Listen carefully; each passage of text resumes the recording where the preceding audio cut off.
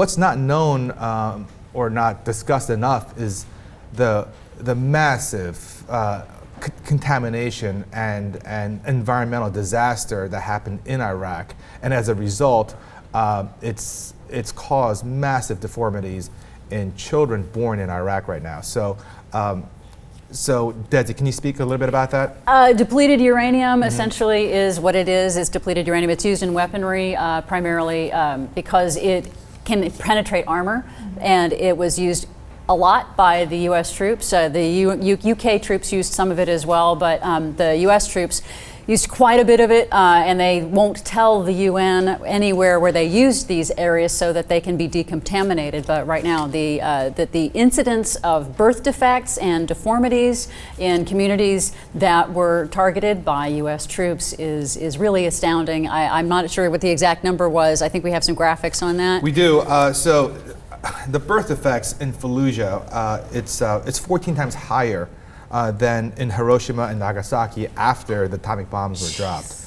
And we have graphics of the pictures of the kids. All right, these are extremely so be graphic. ready to. Yeah, if you're squeamish, please look away. This is bad. It's really look at horrific. this. Now, this is not even counting the many babies who are, see, this one's born with 2 heads. And the doctors there say they have never seen this kind of deformity before. I mean, this child has half its intestines and organs outside the body and multiple legs.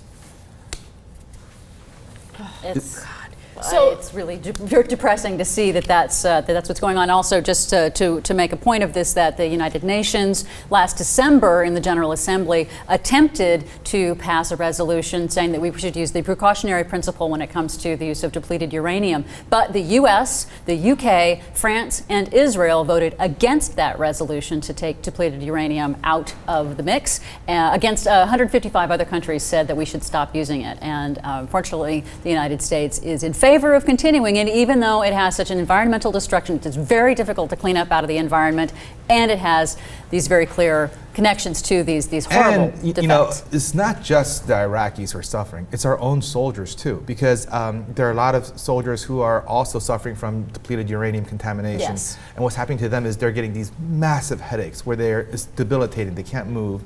They're also urinating blood. Right, they're getting diagnosed with cancer.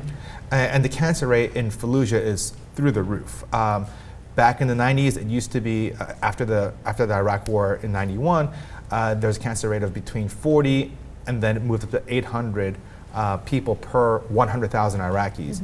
Now that rate is above 1,600 Iraqis per 100,000. So this is why I think a lot of young voters sympathize with the Libertarian Party, and why, even though Ron Paul didn't stand a chance, the fact that he doesn't want to do these ridiculous invasions and he doesn't want to buy into the military-industrial complex is very appealing to people such as myself. Now, of course, libertarians lose me when it comes to certain other policies like fiscal policy, but we need a party that will reject the notion that we need to invade other countries to spread democracy. And of course, that's always a facade. That's not what we're really doing. We're going into other countries. If we go to another country, I want to see what we're doing there. We need to see these pictures. Everyone has to see these pictures. I mean, the media should show these pictures. We need to see pictures of our coffins of our soldiers coming back. We're not allowed to show that. That's the failure of the mainstream press. And it's the duty of new media to get involved and to expose it, which is why we're doing this story now, however graphic it is. And the reason why the mainstream media doesn't cover these stories is because of something that we talk about on a regular basis on the show.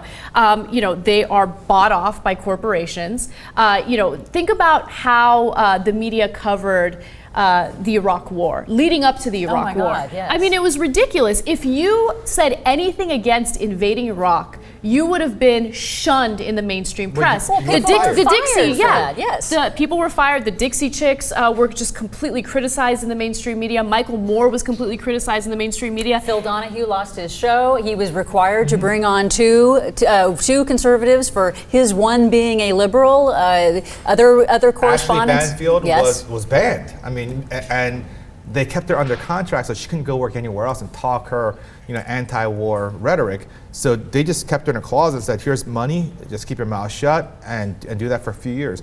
And that was by the so-called liberal MSNBC people, Yeah. because they're owned by GE, which is one of the main defense contractors. Exactly. So, I mean, you can see how money influences our media. The media is bought, and our politicians are bought, and that's why we stumbled into this war that we never should have been in. I think we were more driven. I don't think we was stumbling at You're all. right. I think we were actually, It was choreographed. driven and herded like cattle, basically, into this. It was choreographed. It was bought and paid for, as you say, via the media, via the entire military-industrial complex. Everybody that had something to gain from this, and even people who didn't, got roped into pushing us into the war. And it's as if we have learned nothing from this.